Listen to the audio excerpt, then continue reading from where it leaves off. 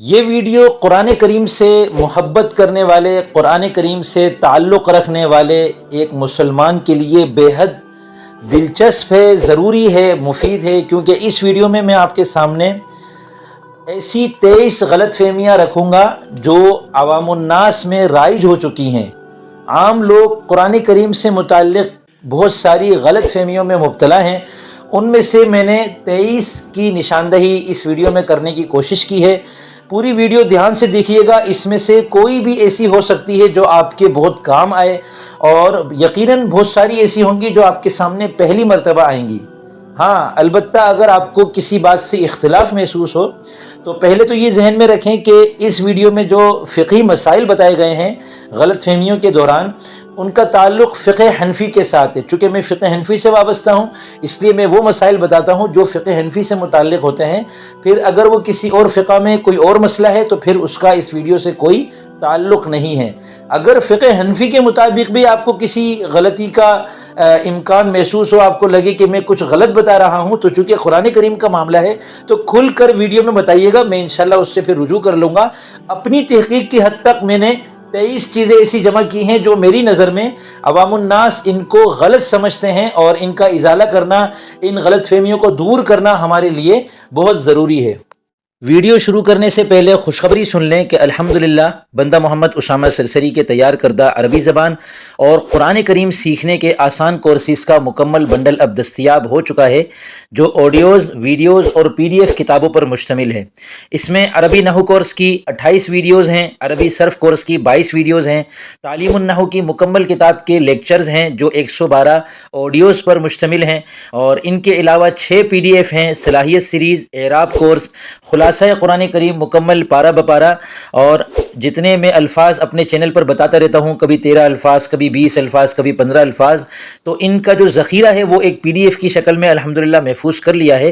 اس کے علاوہ آسان قرآنی عربی کورس 50 اسباق پر مشتمل، اس کی PDF ہے، اور گلدستہ بلاغت جس کے اندر فصاحت اور بلاغت، علم معانی، علم بیان اور علم بدیع کا خلاصہ موجود ہے، اس کی PDF بھی دستیاب ہے۔ آپ مجھ سے واٹس ایپ نمبر پر رابطہ کر کے یہ کسی بھی وقت حاصل کر سکتے ہیں۔ بسم اللہ الرحمن الرحیم۔ السلام علیکم ورحمۃ اللہ وبرکاتہ۔ میں محمد اسامہ سرسری، آپ دیکھ رہے ہیں میرا YouTube چینل۔ اس چینل پر ہم قرآن کریم اور عربی زبان کو سیکھتے ہیں۔ قرآن کریم سے متعلق دلچسپ قسم کی معلومات بھی ہم اس چینل پر سیکھتے رہتے ہیں۔ اگر یہ آپ کے لیے اچھی چیز ہے، آپ کو پسند ہے یہ چیزیں، ان چیزوں کو دیکھنے کا شوق ہے، تو اس چینل کو لازمی سبسکرائب کر لیں۔ اور اگر یہ ویڈیو آپ کو پسند آتی ہے تو کمنٹ میں اس کا اظہار ضرور کریں، تاکہ میں آپ کے لیے اس کا پارٹ 2 بھی بناؤں۔ اور اگر اس میں آپ یہ چاہتے ہیں کہ کچھ آپ کو علم ہے کچھ غلط فہمیوں کا جو آپ چاہتے ہیں کہ لوگوں کے سامنے میرے توسط سے آ جائے، تو وہ بھی نیچے کمنٹ میں ضرور بتائیں، تو انشاءاللہ میں پارٹ 2 میں ان سب کو شامل کرنے کی کوشش کروں گا۔ شروع کرتے ہیں۔ ہماری پہلی غلطی کیا ہے کہ ہم یہ سمجھتے ہیں کہ قرآن کریم کے 30 پارے اللہ تعالیٰ نے، شریعت نے مقرر کر کے ہم کو بتائے ہیں کہ بھئی یہ 30 پارے ہیں، ان کو ایک ایک پارہ آپ روزانہ پڑھ لیا کریں۔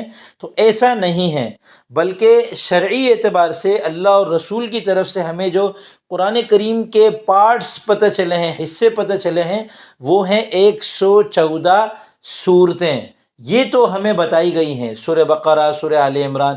لیکن یہ جو الف لام میم، سیقول، تلک الرسل، یہ پارے ہیں، یہ قرآن کریم کی ترتیب نہیں ہے۔ یہ کسی نے ویسے ہی بہت کئی سال پہلے، صدیوں پہلے کسی نے اپنے مصحف کے 30 حصے کر کے رکھ دیے ہوں گے، تاکہ روزانہ ایک پڑھ لوں تو میں اس طرح مہینے میں ایک قرآن کریم ختم ہو جائے، یا رمضان مبارک میں پورا قرآن کریم جو ہے وہ تراویح میں پڑھنے کے اعتبار سے انہوں نے اپنے مصحف کے 30 حصے کر دیے ہوں گے، جو رائج ہو گئے شاید۔ نمبر 2، بہت سے لوگ یہ سمجھتے ہیں کہ بسم اللہ الرحمن الرحیم قرآن کریم کے اندر ہر سورت کی آیت ہے، حالانکہ بسم اللہ الرحمن الرحیم قرآن کریم کی ایک مستقل آیت ہے، ایک ہی آیت ہے جو صرف سورتوں کے درمیان حد فاصل کے طور پہ رکھی گئی ہے۔ ہاں، سورہ نمل میں ایک پوری آیت ہے، انہ من سلیمان و انہ بسم اللہ الرحمن الرحیم، اس کا آخری حصہ یہی ہے۔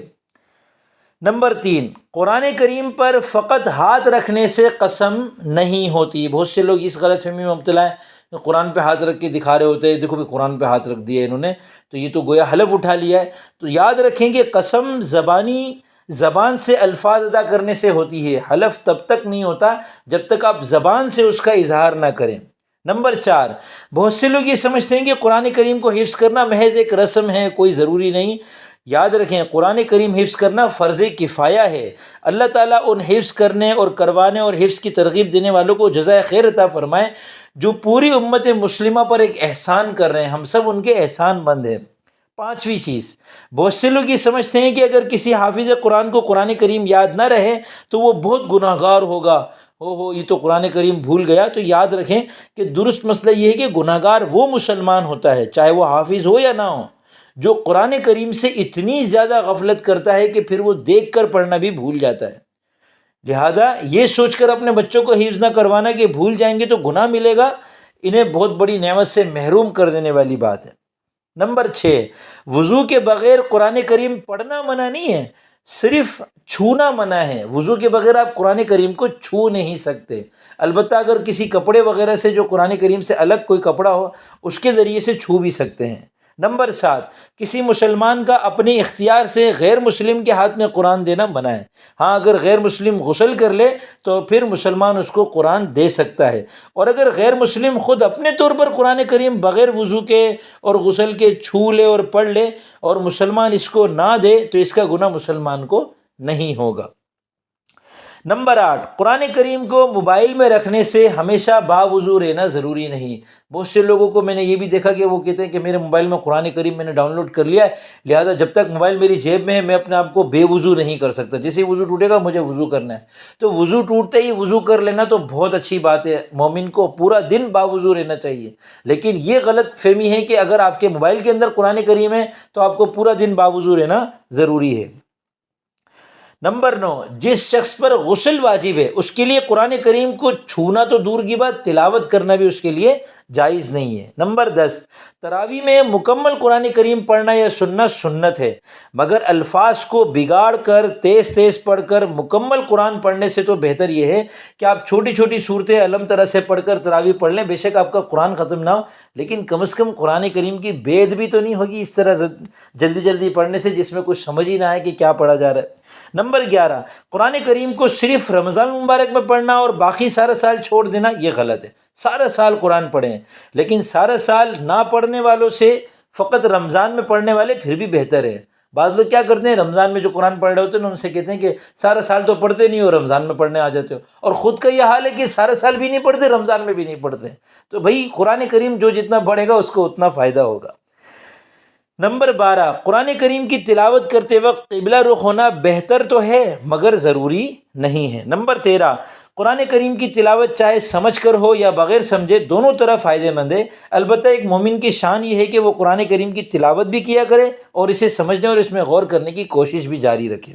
نمبر 14، قرآن کریم میں ہر مسئلے کی مکمل تفصیلات نہیں ہیں، بلکہ تفصیلات پھر احادیث میں آئی ہوئی ہوتی ہیں، اور پھر علماء کرام کیا کرتے ہیں، قرآن کریم اور احادیث مبارکہ اور اسی طرح پھر صحابہ کرام کے اتفاقی مسائل اور ان کا جو عمل ہے، ان ساری چیزوں کو سامنے رکھ کر ہر زمانے کے لیے جو نئے پیش آمدہ مسائل ہوتے ہیں ان کو بتاتے ہیں۔ ٹھیک ہے، تو یہ سمجھنا کہ قرآن کریم میں سارے مسئلے موجود ہیں، تو بعض لوگ مسئلہ اسی طرح پوچھتے ہیں کہ بھائی قرآن کریم میں اس بارے میں کیا آیا۔ اب ایک صاحب مجھ سے پوچھنے لگے یہ گھوڑا حلال ہے یا حرام ہے یا مکروہ ہے، قرآن میں اس بارے میں کیا آیا ہے؟ تو یاد رکھیے سارے مسئلے قرآن میں نہیں ہوتے۔ نمبر 15، قرآن کریم سائنسی معلومات دینے کے لیے نہیں آیا، یہ ہدایت کے لیے آیا ہے، اس لیے ممکن ہے کہ بہت سی سائنسی تحقیقات قرآن کریم میں نہ ملے، لیکن یہ بھی حقیقت ہے کہ جو سائنسی معلومات قرآن کریم دیتا ہے سائنس آج تک اسے نہ جھٹلا سکی ہے نہ کبھی جھٹلا سکے گی۔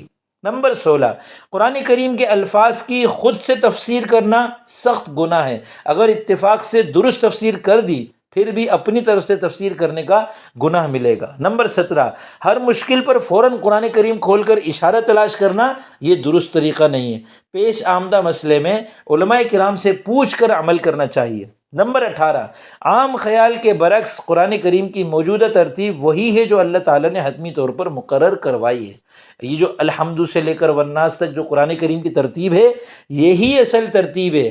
اگرچہ ترتیب جو نازل ہونے کی ترتیب ہے وہ اس سے الگ ہے. اقرا بسم ربک الذی سے شروع ہوا تھا اور اذا جاء نصر اللہ آخر میں اتری اور الیوم اکملت لکم دینکم والی آیت آخر میں اتری. تو یہ ترتیب نزولی کہلاتی ہے. ترتیب نزولی نازل ہونے کی ترتیب ہے، اور اس کے بعد قرآن کریم کی جو موجودہ ترتیب ہے یہ اللہ رب العزت کے حکم پر نبی علیہ السلام نے ہمیں باقاعدہ بتلائی ہے کہ اس صورت کو فلاں صورت کو فلاں کے بعد رکھیں، فلاں کو فلاں کے بعد.